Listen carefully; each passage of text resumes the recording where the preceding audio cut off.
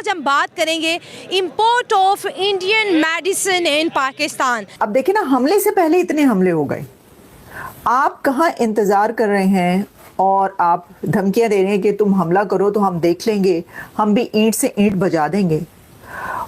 भारत ने तो practical military attack किए बगैर ही ईंट से ईंट बजा दी है। जो है ट्रेड हर तरह से बंद कर दिया और बॉर्डर भी बंद कर दिए। क्या वाकई ही पाकिस्तान नरेंद्र मोदी को समझ सका है कि उसका माइंडसेट क्या है और क्या नहीं है? मैं नहीं समझता कि हम उसकी बात समझें। क्या हमें मेडिसिन लेनी चाहिए इंडिया से मरीजों को बचाने के लिए, इंसानियत को बचाने के लिए कि नहीं? आप हाँ ना में जवाब दे दें। जी लेनी चाहिए। आप क्या जी नहीं ठीक है आपकी मर्जी। मेडिसिन लेनी चाहिए या लेनी चाहिए डायरेक्ट। आप क्या कहना चाहते हैं? मेडिसिन इंसानियत के लिए लेनी चाहिए के लिए फिर तो फायदा किसको है, पाकिस्तान को या इंडिया को? अगर मेडिसिन लेंगे पाकिस्तान को है कि जो पाकिस्तान है वो 30 to 40% जो है वो रिलाई करता है फार्मास्यूटिकल रॉ मटेरियल्स के लिए। फार्मास्यूटिकल रॉ मटेरियल्स के लिए पाकिस्तान इंडिया पर डिपेंड करता है 30 to 40%। कैंसर की ड्रग्स मंगवाते हैं जो सिर्फ बाज़ दफ़ा भारत में बनती हैं और दुनिया में कहीं और अवेलेबल इस वक्त नहीं है।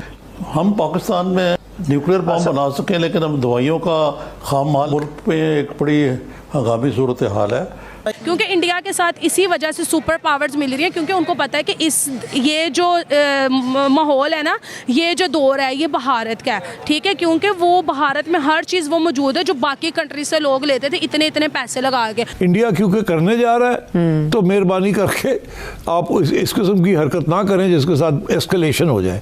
तो आप ये क्यों कह रहे हैं कि ये तो आप तस्लीम कर रहे हैं कि इंडिया करने जा रहा है और इनडायरेक्टली आप ये कह रहे हैं कि ठीक करने जा रहा है कि हम अगर कोई मटेरियल कहीं और अवेलेबल भी हो तो फौरी तौर पर तब्दीली नहीं कर सकते। हमें स्टेबिलिटी स्टडीज करनी पड़ती हैं जो एक महंगा प्रोसेस और वक्त लेने वाला प्रोसेस है। हिटिंग हार्ड, इंडिया के एक के बाद एक स्टेप पाकिस्तान के लिए बहुत खतरनाक साबित हो रहा है।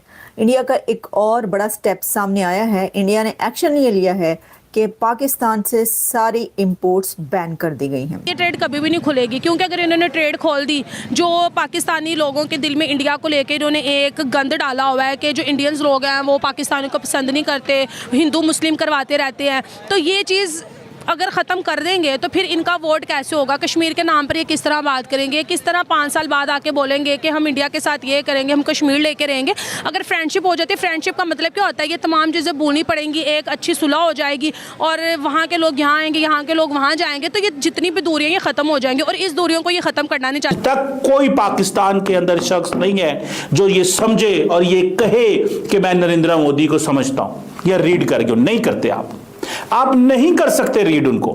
तो मोदी पाकिस्तान को सहरा बनाने की सलाहियत रखता है, ये बात आप जान लें, क्योंकि ये जो वहां पर जमीन पर काम करने वाले हैं वो कह रहे हैं। पाकिस्तान में तकरीबन 45 से 50% खाम माल जो दवाइयों का आता है वो भारतीय कंपनी से पाकिस्तानी कंपनीज खरीदती थी और उनको यहाँ पर प्रोसेस करके और दवाइयों में कन्वर्ट करते थे।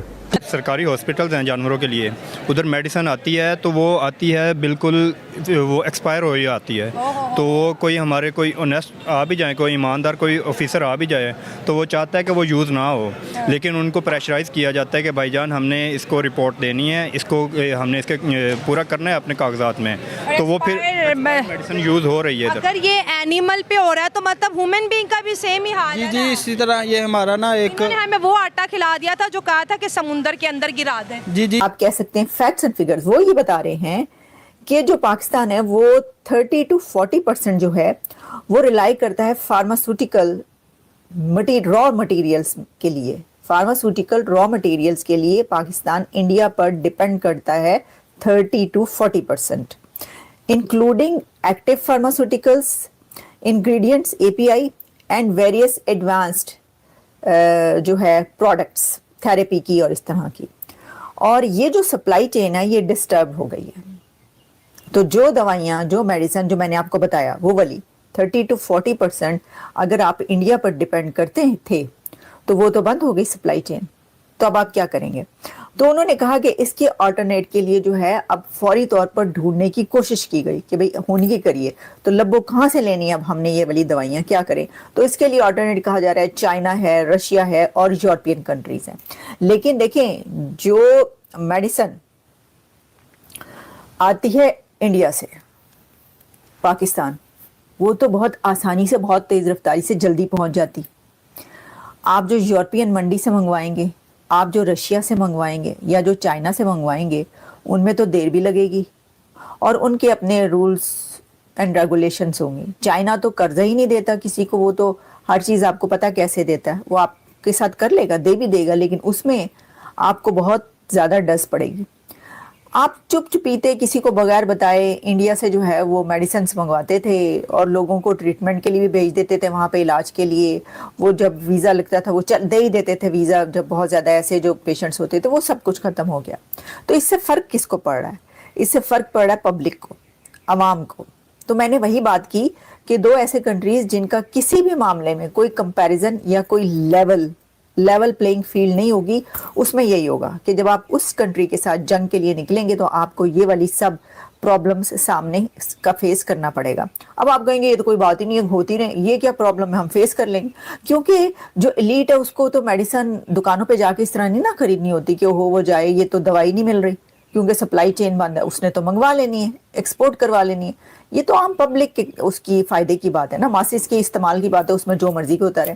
बहरहाल हम आपको सिर्फ ये रिपोर्ट्स बता रहे हैं जो इस वक्त चल रही हैं, किस हद तक है ऑथेंटिसिटी, यानी ये कि क्या इसमें, तो उन्होंने भी कहा है कि एग्जैक्टली वो नहीं, लेकिन 30 to 40% डिपेंड जो है वो डिपेंडेंस है इंडिया पर उसकी मंगवाने की। किसी भाई से, किसी रिश्तेदार से, किसी दोस्त से पैसे लेके वो इलाज करवा रहे हैं, क्योंकि वालदैन से बाद कोई चीज़ नहीं है। और मैं जो पाकिस्तान से मुझे देख रहे हैं या कहीं से भी देख रहे हैं, और ख़ास तौर पे ये लोग जो मौजूद हैं, मैं ये भाई की तौर पे अपने आप से ये कहना चाहता हूँ और आप लोगों को कहना चाहता हूँ कि अगर ये बोल रहे हैं तो आप भी बोल रहे हैं अपने हक के लिए। यहाँ पे इशू ये होता है कि हम कहते हैं कि मेरे बोलने से क्या होगा, जबकि आपके बोलने से ही सब कुछ होगा। अगर गवर्नमेंट अपनी पॉलिसी बनाती है वो पब्लिक के मूड को देख के बनाती है। हम कभी कहीं किसी का नारा लगाते हैं, कभी किसी चीज़ का, कभी किसी पार्टी को सपोर्ट करते हैं, कभी किसी पार्टी को, लेकिन कभी किसी पार्टी ने हेल्थ, एजुकेशन, अवेयरनेस के ऊपर इस तरीके से ना तो प्रोग्राम किए हैं, ना ही वो इस तरीके से बात करते हैं। आइए मजीद किसी से। और मैं रिक्वेस्ट, लास्ट मेरा सवाल है, मैं रिक्वेस्ट आप भाइयों से करता हूँ, आपने जो ये इशू उठाया बहुत अच्छा उठाया है, बहुत ही अच्छा है।